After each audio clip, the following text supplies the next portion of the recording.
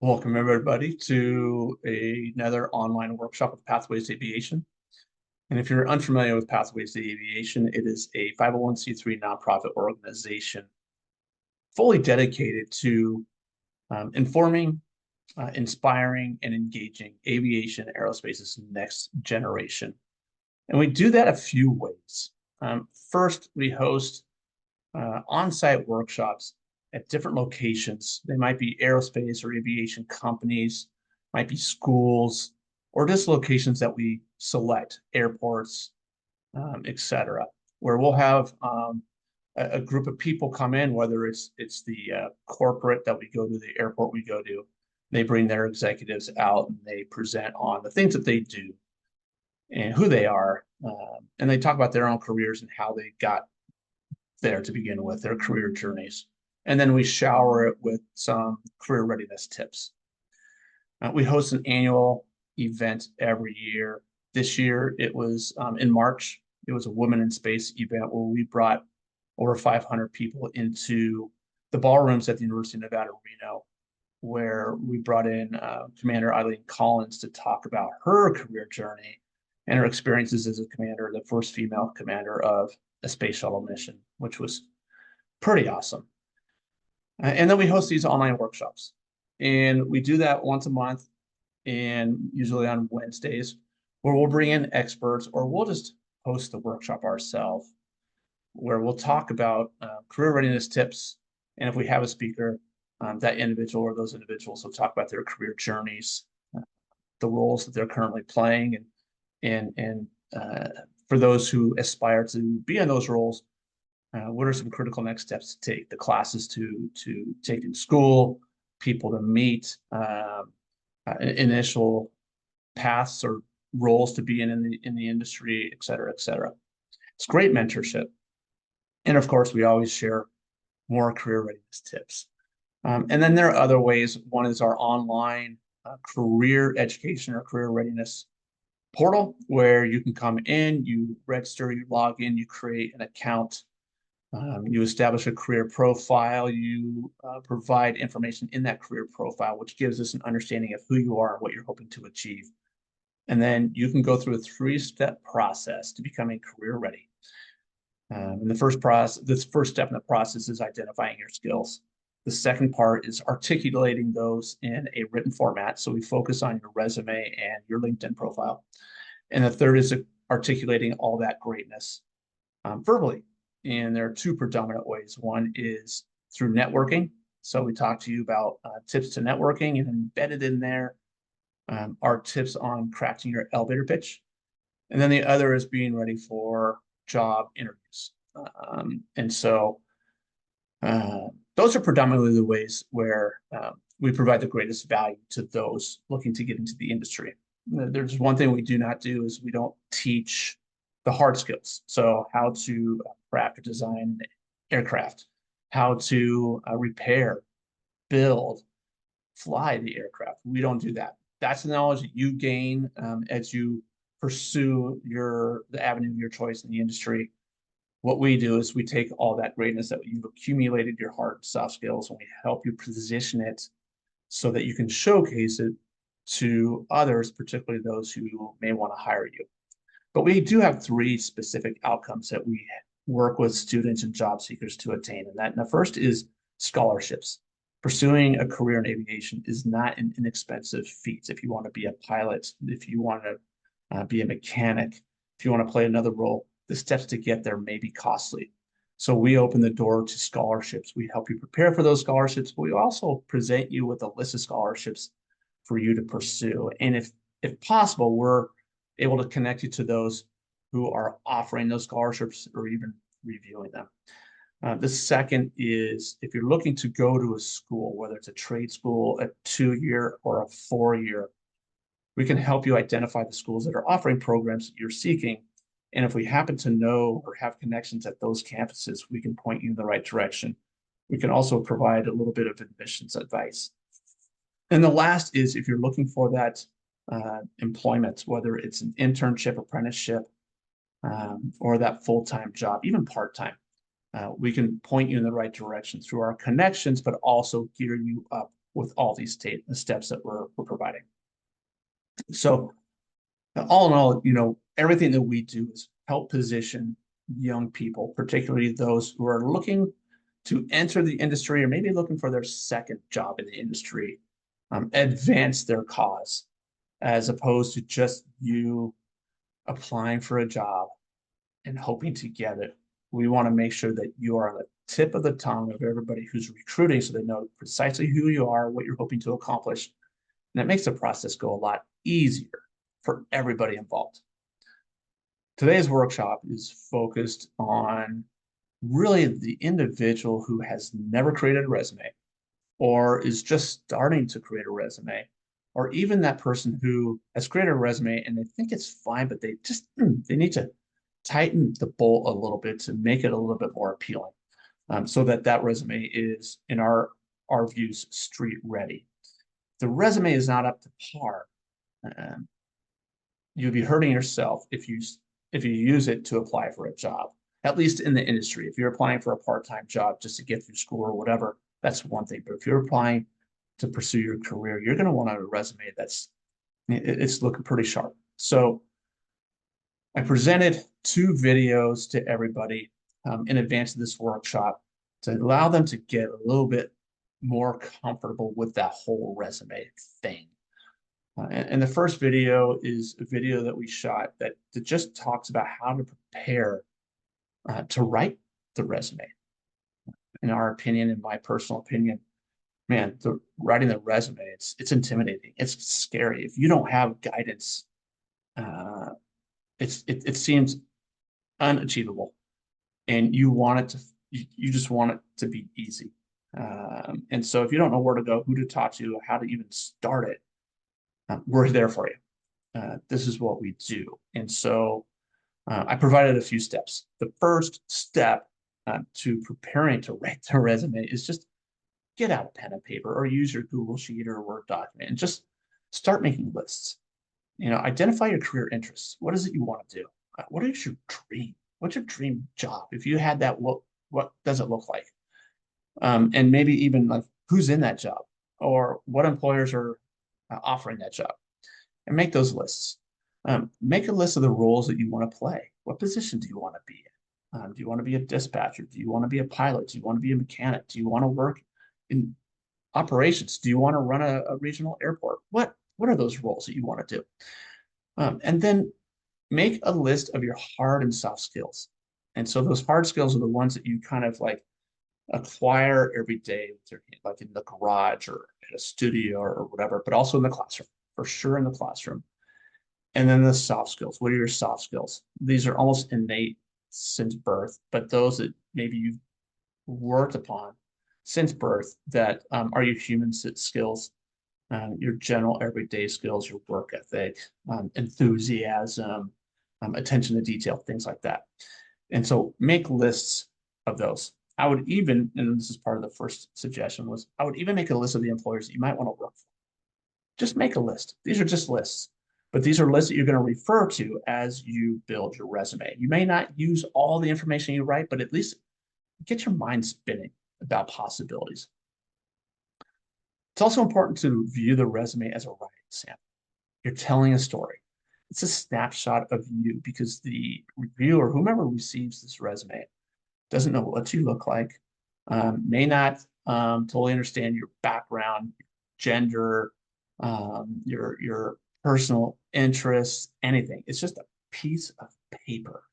And so you want to exude the best story of you. And so when you do that, when they read it, they're going to like almost judge your writing skills. And so to view the resume as a writing sample is one great way to approach it. It's just not a series of words put together because you have to do it. You're telling a story as to what you're hoping to accomplish or what you have accomplished. And with that, like I get asked all the time, like, what's the best format for a resume? And there's no best answer. Everybody has their own interests. The best is I suggest something simple because content is far more important than looks. That makes sense. And so there are a couple of templates out there. I can even send you samples, but just a template that's straightforward, clear to the reader. Everything's properly spaced and structured, and you're good, right? And then speaking of spacing, another tip is to, many people, when they craft their resume for the first time, will say, I have to have everything fit within a 1 page with 1-inch margins, single or double space, blah, blah, blah, blah, blah. So I have to fit it in this thing. Don't. Just write. And in a minute, I'll give you all the elements that embody the resume. But my recommendation is just to write. If it's 5 pages, it's 5 pages. It's good. Then you can revise it. We'll help you revise it, and then you can share it with others who will help you revise it. And so that 1 page or those 2 pages that you create will be spot on perfect. But if you start writing the confined box, it's going to frustrate you, and you're going to start revising where you probably don't need revision. And I'll get to that in a little bit in better detail. But just write, write. Boom. I'm a big fan of notepads. I just write notepads, and then I transcribe it into a computer, and then it helps me, right? And if you write on a notepad, there's no telling what the spacing looks like. It lets you just write freely. So that's advice. And then the last bit of advice I have before I get to the elements is to just have fun. Enjoy the process. Don't view it as something that's super laborious or stressful or intimidating. Just enjoy the process. And when you do that, you'll find that you'll be a little bit more fluid. You'll be clear in what you're saying, and confidence will come out of the resume. You want to be confident. Even if you have very little experience, you want it to exude confidence. So those are some tips I recommend to starting the resume, or if you've started one, to put back into the resume, right, as you're getting it going. For those who already have a resume, or those who already have a great resume, those tips may not entirely apply to you, but it may get you thinking about, oh, shoot, maybe I forgot something, or maybe I can fine tune it just a little bit more, just based on those tips. But the heart of the resume lie in like 7 areas. I'm going to list 9, but 7 predominant areas. And let me preface everything by saying, in my opinion, the resume is merely simply only a ticket. It's a ticket to getting the job interview invitation. It's just a ticket. It's just a piece of paper. Now, there are ways to enhance the ability to getting the job interview, but that's more on a communication, networking, knowing people, references, the whole bit. But to start, viewing the resume is merely a ticket. The other piece of advice is that I want to mention before we get into the elements is, I strongly believe that each resume should be designed for the employer and the position you're applying. So it's good to have a template. So when somebody says, hey, can you get me a resume? You have one available, right? But even when they ask you that question, I would ask them, oh, what do you have in mind for me at that place, at the employer? And if they're able to tell you, then you can go back, revise it based on the role that they have in mind for you. So it's good to have a template, but you're going to want to prepare resumes for each position and employer you're applying. It's hugely critical, right? And that the whole essence is that you want them to, when they read it, immediately say, wow, we have to invite this person in for an interview. This person is ready. They just fit us, our culture, the position, the needs, the skills, the requirements, blah, blah, blah, blah, blah. But when we get back to the elements, first element, you're going to laugh, but your name. You'd be surprised how many times I look at a resume and I cannot find the name. Sometimes I've read resumes where there's no name. So make sure your name is prominent, preferably at the top, not on the side, at the top. Pete Parker, right? Basic. Or Peter M. Parker, if you want to like have a full name. Or if you want, include your middle initial. Whatever it is, just make it so that they know who you are. The second, and it's very similar, is your contact information. You're welcome to provide all your contact information, your address, telephone, email, even LinkedIn. You don't have to provide all that information. You provide what is comfortable to you, but just make sure that there is a way for somebody to contact you either today, tomorrow, once they receive it, or maybe 2 years from now. Okay. So make sure you have the correct cell phone. Make sure you have the correct email. And when I mention email, if you are currently in school and you're 1 to 2 years out of graduating or moving on to another school, I recommend putting in a permanent email. And it's a permanent email that's best professional suited to you. My permanent email has my first, middle, last name at Gmail. Okay. It's very simple, straightforward. And remember, you're branding yourself. That's a whole other topic we can get into on a different day. But brand yourself. Don't use your nickname, right? My nickname is Zona Spidey. Well, besides Spidey. Zona Spidey, whatever. I don't use that. Put you're a professional name, right? So that's that. If you want to include your LinkedIn URL, there are a couple tips. First, make sure that your LinkedIn is spot on perfect. It's legit. If it's not, don't include your LinkedIn. I've seen too many resumes with LinkedIn profiles connected to them, and I look at the LinkedIn profile and I'm embarrassed, or it's just missing a lot of information. If you don't have one, or it's not great LinkedIn profile, don't put it on there. With your LinkedIn profile, if the custom or the when you create it, they give you a URL and it's full of a number of digits that are, it's just ugly looking. You're actually able to customize it so that you can brand yourself. Again, Pete Parker. So / Pete Parker. So make sure that you brand it to you, right? In a professional way. It's better than a series of digits. Okay, so that's that. That's the contact information. The next is your education. So highlight your university, your degree, or your college or trade school, the program you're taking or your major, your degree, and an expected or actual graduation date. If you want to include GPA, cool, go for it. Most employers don't care. Okay. If it's under a 3.0, I wouldn't recommend putting it on there. If it's over a 3.0, it's quite possible you're going to write Dean's List or honor roll. If you do that, they're just going to assume that you're over a 3.0. So you don't need to waste space by putting your GPA. But if you're proud of your GPA and you want to stick it in there, go for it, right? Make sure that you highlight the school proper name, right? Whatever your school is, so that they can easily identify what school you're at. Because it's quite possible that they went to the same school that you did, which is going to trigger them to ask questions or invite you for the interview just so they can meet a fellow student, graduate, etc.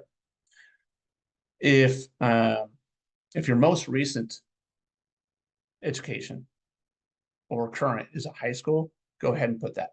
Once you're on the college level, you can kick your high school out. Okay, it's just unnecessary information. Focus on the college. Okay, so that is, oh, also with the education, if you have like scholarship awards, you can put it there if you want. Okay, you can also put it in another location. We'll get to there in a minute, but that's it for education.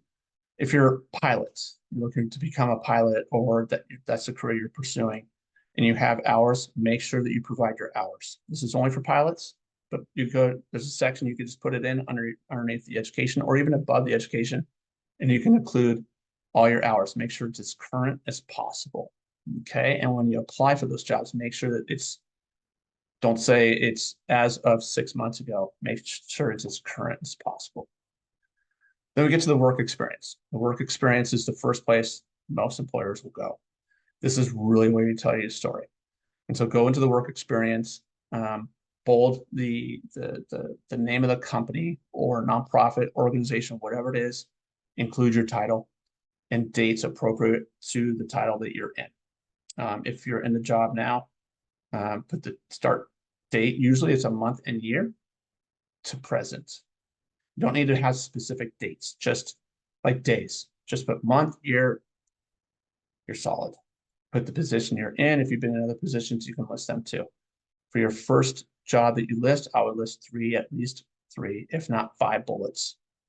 In those bullets, make sure that they are complete sentences and you use proper punctuation. There's no grammatical or spelling errors. Start each with an action verb that's appropriate to the task that you completed. And in that, be sure that you describe what you did and either or how and why. So don't write, if you're a barista, don't write you poured coffee. First of all, it's assumed that you poured coffee. Second, you can tell a story. How did you pour that coffee? Why did you pour that coffee? Why could be you're looking for repeat business. The other is you wanted to brand the coffee shop as the best coffee shop in town. Another is you had, or all of you had a quota to meet for that day, that month. Put a why. Whatever that why is appropriate to that task.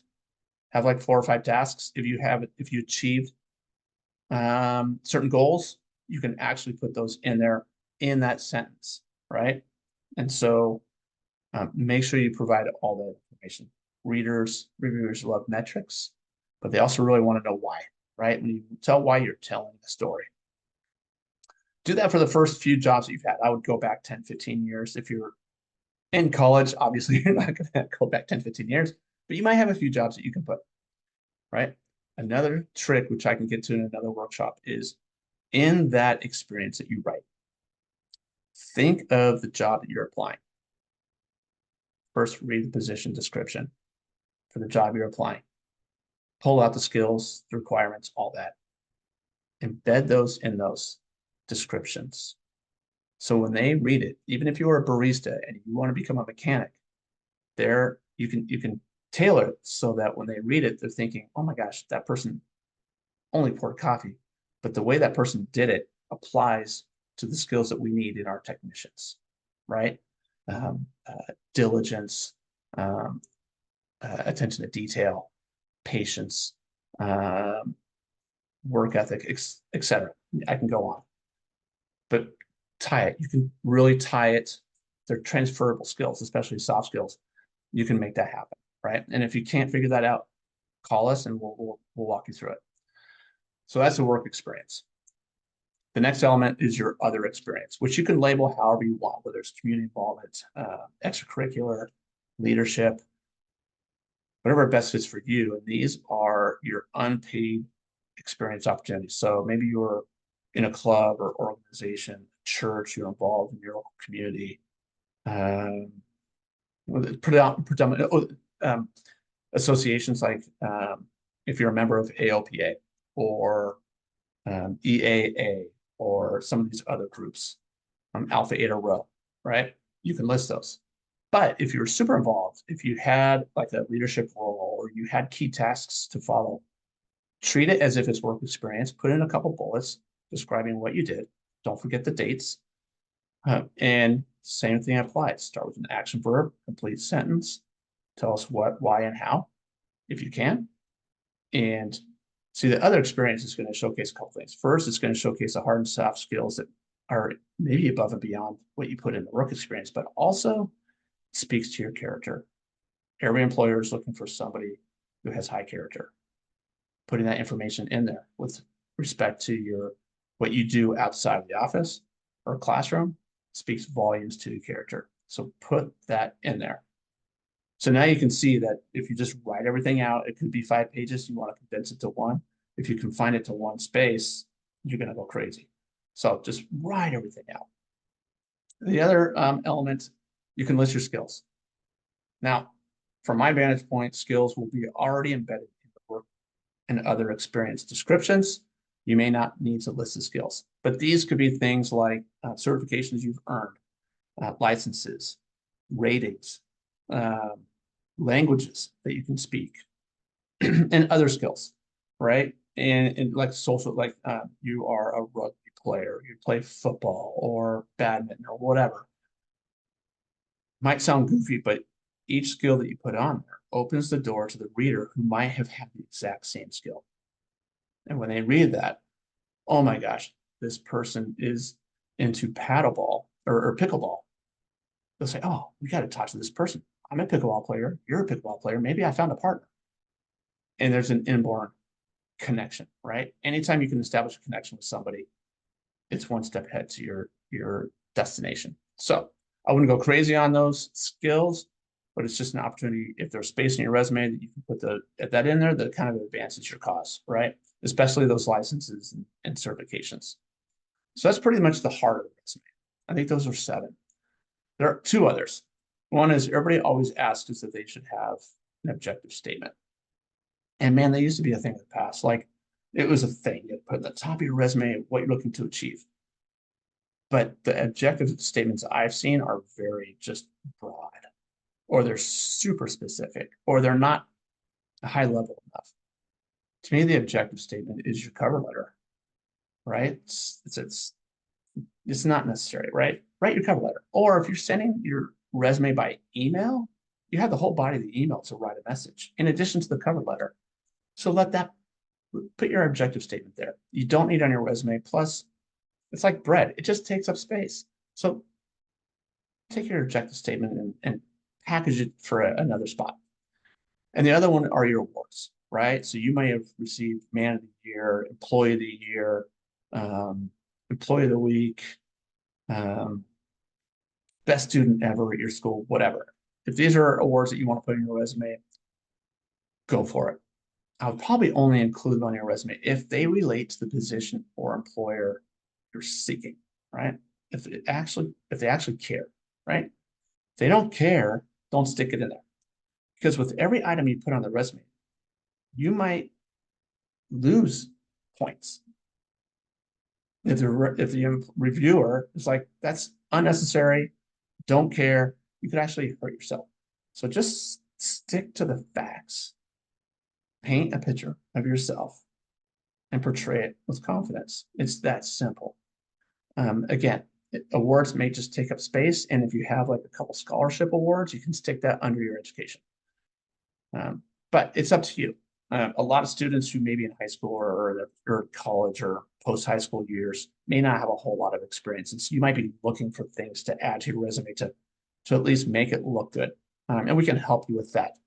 These include classes that you're currently taking and your extracurricular. If you have, like when I started my career, my first resume, I had very little work experience. I had like 3 jobs, but they were mostly high school. But I had a whole lot of community service, community involvement, clubs or organizations. So that was the heart of my resume. And then as you pursue your career, obviously, one expands the other strings. But we can work with you on how to make your resume stand out. Especially if you're a high school student looking to get scholarships and they're asking for a resume, we can really help you build that out so that your other experience or your experience period shouts, just shouts, hey, that's the person you should be awarding the scholarship to. So those are the elements of the resume. Watch the videos. They can provide a little bit more input. Also, we have a new career planning workbook. And in the career planning workbook, there's a whole section on resumes. And whoops, we have 3 videos. The third video are the resume essentials. And we really dive into how to make your resume just pop, right? So if you have a written resume and you think it's good, but you're not sure, that's a video that you are going to want to watch. And that's probably what we'll do our next workshop on is that resume essential piece, because we really dive into how to take that work experience and that other experience and really make it so that the reviewer is like, holy cow, this is amazing. And naturally, one of those tips is tailoring the resume for the position and employer you're seeking, but we dive a little bit further. And so that would be a good one. But those 3 videos are available right now. This workbook, it's our latest version, just released March 21st. It's on our website. It's in an electronic format. And so with that electronic format, you're able to like click at the videos and it'll just pop up on your screen. You can watch it there. I'm the talent, so I apologize for how bad of an actor I really portray. But the tips are solid in my opinion. That's it for this session. Our next session will be May 22. It's a Wednesday. Haven't identified our key guests yet, but we will hopefully do that very soon. We have two that want to be on the show, but we're going to pick one.